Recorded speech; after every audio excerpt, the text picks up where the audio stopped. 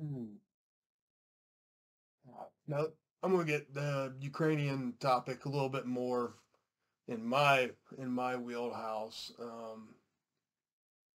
So a little bit about the composition, disposition, capabilities of Ukrainian ground forces, um, what we refer to as an army capabilities.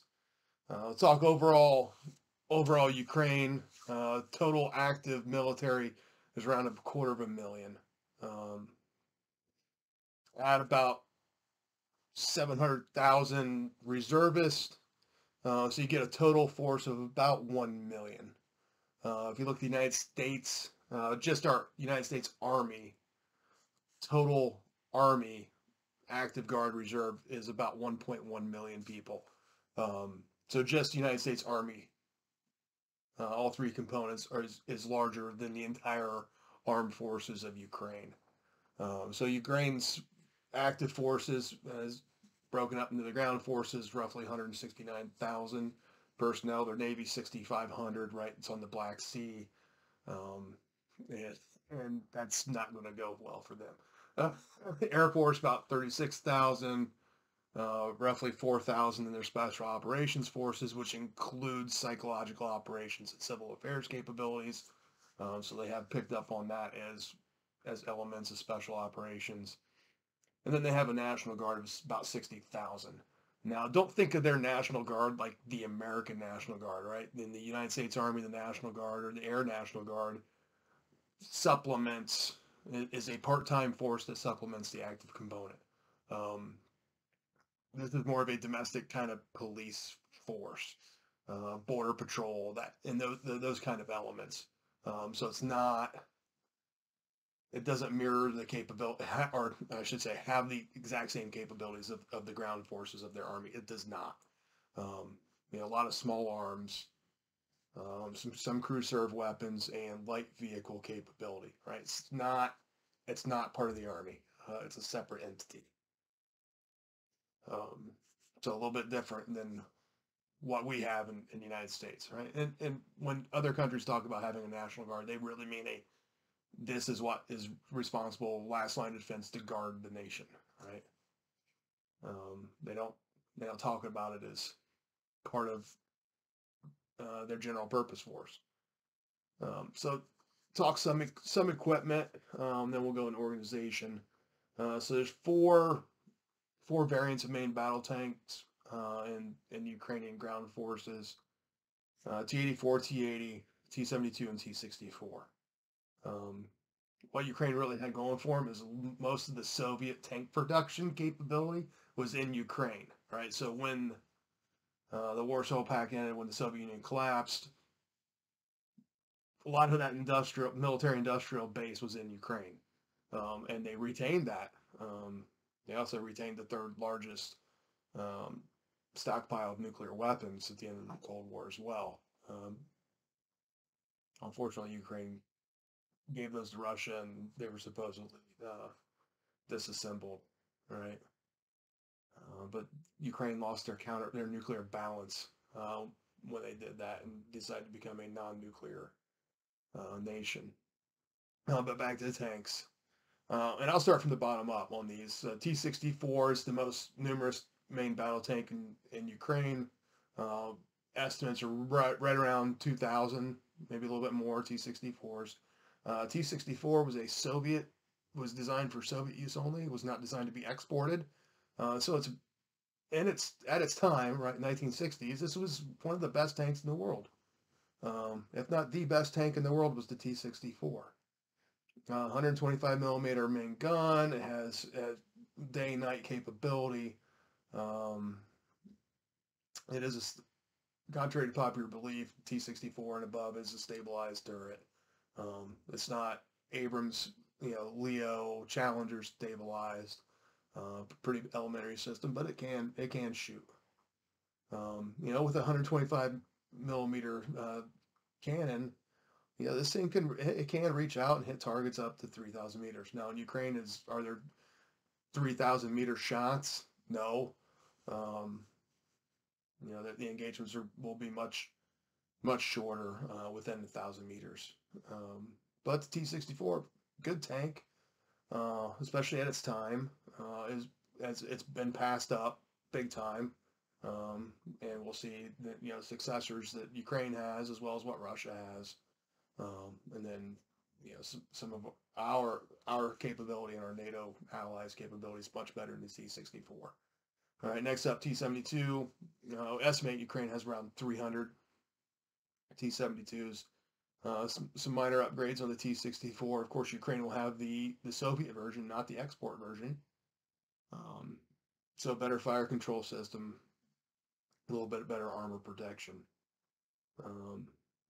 Good tank, still a good tank by today's standards. Doesn't hold up against Bradley and Abrams. It doesn't. Gets chewed up by them pretty fast. Next up, T-80. All right, this is really the last of the Soviet tanks. Came into production, development in 1975, 76. Ukraine has around 340, maybe more, the T-80s. And then the last one they have is T-84. This is Ukrainian produced. And we're looking at about 150 plus or minus T-84s. So all their tanks are 125 millimeter cannon. So you're really looking at a max effective range, probably around 3,200 meters. They have 12.7 millimeter machine gun on top, 7.62 coaxially mounted machine gun in the turret. So a decent number of tanks, but their most modern tanks, the T-80, T-84 numbers are not what they would really like them to be, especially if they have to face an armored threat from Russia, which is going to be T-80, T-90, T-14 Armada, right? They're gonna be much more modern, better tanks with better fire control system, more armor protection, and frankly better ammunition. So there's the tanks. Infantry fighting vehicles. They do have BMP. They have 4 BMP-3s is what I'm finding. In reality, with such a small fleet, are they maintaining those? Are all 4 operational? Hell no. So predominantly BMP-1 and 2. Right. So BMP-2 is 30 millimeter cannon. BMP-1 is a 73 millimeter cannon. So roughly 2,500, give or take, BMPs. BMP's a piece of crap. It's an awful infantry fighting vehicle. Fits a squad in the back. They have a bunch of them. The armament's not great. 30 millimeter, you can reach out effectively 2,500, maybe 3,000 meters on an area target. 73 millimeter cannon on the BMP-1. These are pretty ineffective as fighting vehicles. They're more effective, with the infantrymen in the back. They have a lot of them, and they fill up their mechanized brigades, which we'll talk about later. They have BMD-1 and BMD-2s, looking at about 50 of each, quite irrelevant. So about 100 BMD family in total. You'll find these in their airborne units, just like with the Russians. Crazy thing Russians, Ukrainians do is they will drop a BMD with the crew and the infantry in it. Good on you. I'm not doing that. Next up, you'll see in their motorized infantry units are BTRs. They have a mix of BTR 60, 70, 80. We're looking around 800 BTRs in the inventory. Again, that's comparable to the Striker or the Lav. 8-wheel, fits a squad in the back, small turret. So it's a mobile crew serve weapons platform that supports the infantry squad.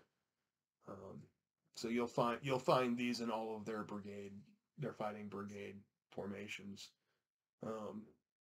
Here's where they get similar to their Russian counterparts. Is their artillery. They don't have the numbers that the Russians have, but they have some decent artillery. We'll start down there with the 2S3. It's a 152 millimeter cannon, around 230 of those bad boys. The 2S1, there next to it, that's a 122 millimeter cannon. All right, so you're looking at the 122 is going to reach out about 17 kilometers. The 152 is going to reach out 23 kilometers. Maybe hit up to 26 with RAP. 2S19, significant upgrade. All right, if you look at 2S1, you can see that's like a BMP chassis. 2S1, 2S3. 2S19 is a T80 chassis. All right, and that's significant on the 2S19. Plus, it's got a giant ass turret. 2S19 is more comparable to the 109A6. Putting on a T80 chassis, it can keep up inside the armored formations. It can keep up with the tanks. The Russians have always done a really good job with having common hull platforms, which does help with maintenance. But looking around 63 2S19s in the Ukrainian ground forces. BM-21, about 350 of these. It's a truck bed mounted rocket artillery system. So they can lay a bunch of rockets really fast, and it's pretty mobile. The last major piece of equipment I'll hit on is the Mi-24, the Hind D.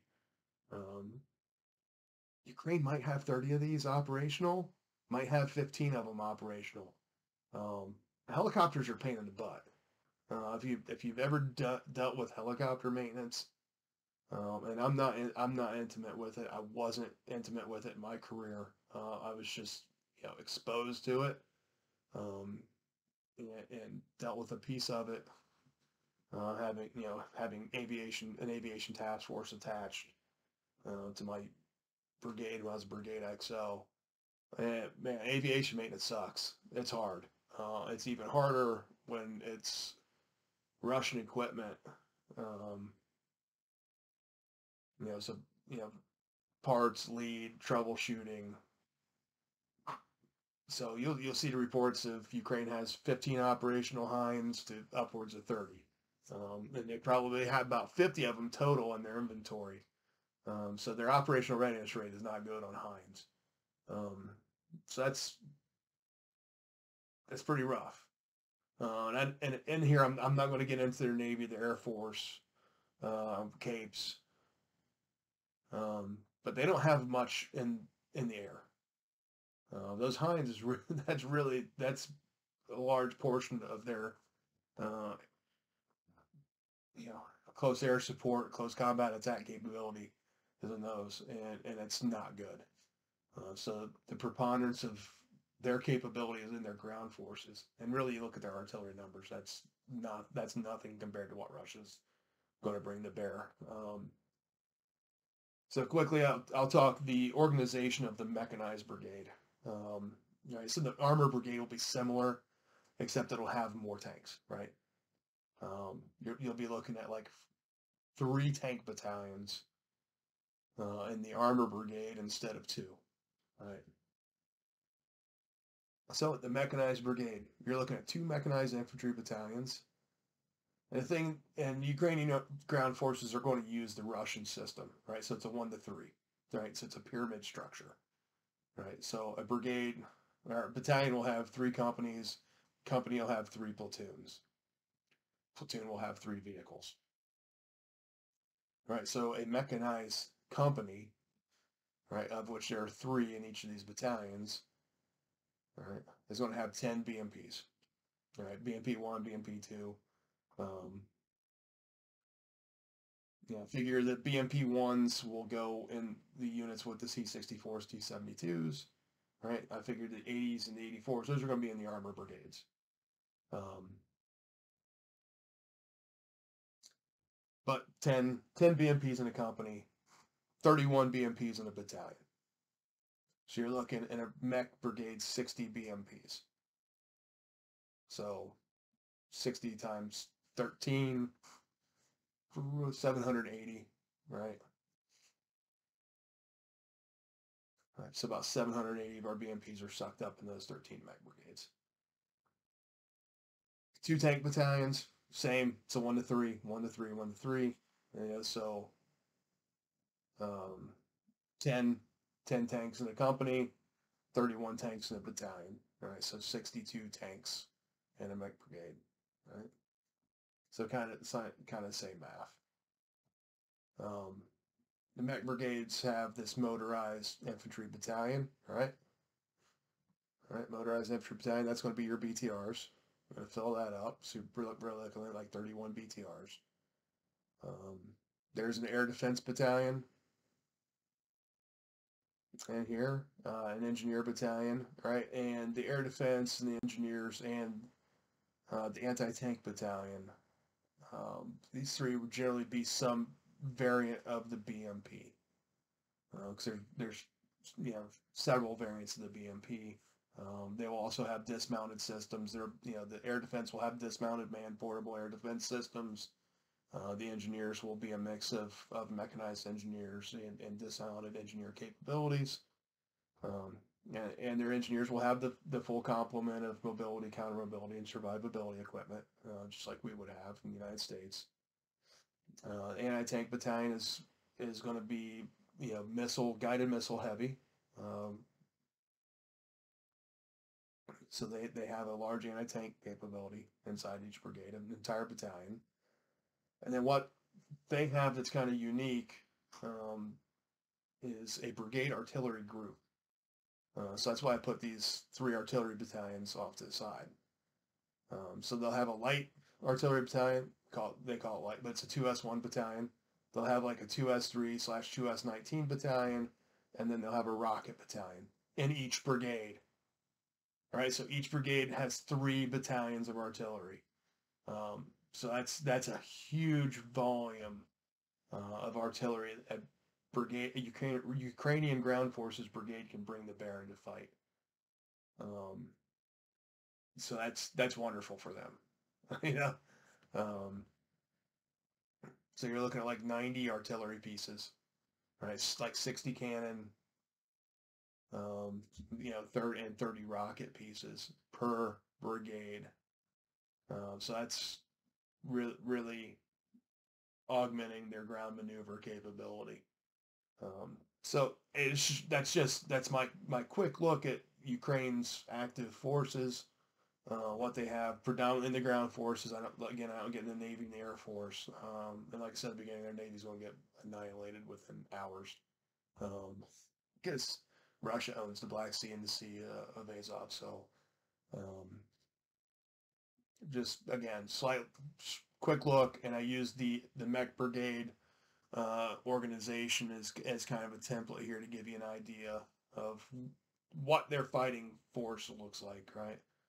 Similar to the United States, they're a brigade-centric army in Ukraine, right? So 13 brigades that look like that.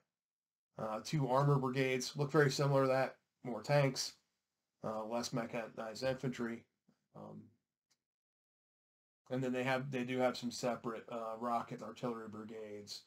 And even besides the mech brigade, there's some separate companies. There's an intel company, a signal company, same kind of things we have. A chemical company, a reconnaissance company inside there, right? So they have some additional capability inside brigade. But that I just wanted to hit on the large fighting pieces of it, and just to give you an idea, right? I haven't gone to the Russian side.